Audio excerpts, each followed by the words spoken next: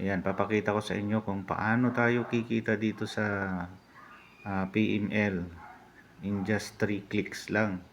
Ang gagawin natin, instant, kikita tayo ng $50. Ayan, so pakita ko sa inyo yung balance natin. So ito yung ating tokens, 0.0266. Ayan.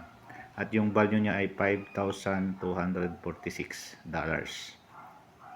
Yan, tandaan natin po yung dulo niya, $246. So, ngayon ay i-click ko na yung ating lending. So, click ang yan, yung icon na yan. Then, click ang lend. So, ito. Then, click natin itong approve. Yan, din click natin ulit ito. Continue, create offer. Yan. At mag-take tayo ng picture. Okay, so click continue. Itong kulay red.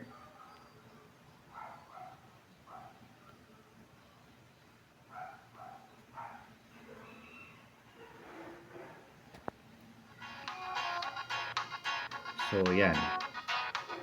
Pumasok na po yung ating instant payment or instant paid po yung ating pinautang.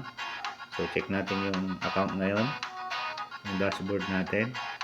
246 kanina. So, ayan. Malinaw. 296. So, ang naidagdag po ay $50. So, yan. Instant po yan. So, hindi mo na kailangan i-withdraw. Hindi mo na din kailangan i-request at walang pending. Yan ang kagandahan po dito sa platform ni PML. So, micro-lending po ito. At ayan. At hindi lang yan. Dahil kasama tayo sa whitelisted whales, kasama tayo doon sa whale club, na-meet natin yung requirements, kaya hindi lang isa yung ating ipapautang. May isa pa. Yung good news, instant paid ulit ang ipapautang natin. So, tandaan natin ito. Yan. So, $296 yung nasa dulo. So, ngayon, magli-lend tayo ulit.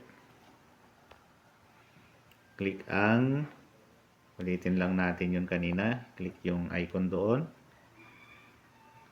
Then, click ang lend. Then, siyempre, click natin tong approve. Then, click continue create offer. Yan lang. Ayan. Na-click na naman niya. Nag-check na naman mga kaibigan. So, i-check natin ulit yung ating dashboard.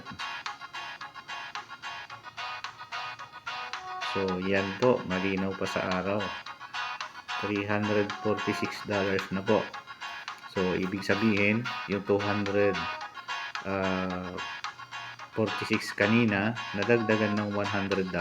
Kaya naging $346 na ngayon. So, ganyan kalupit ang ating platform.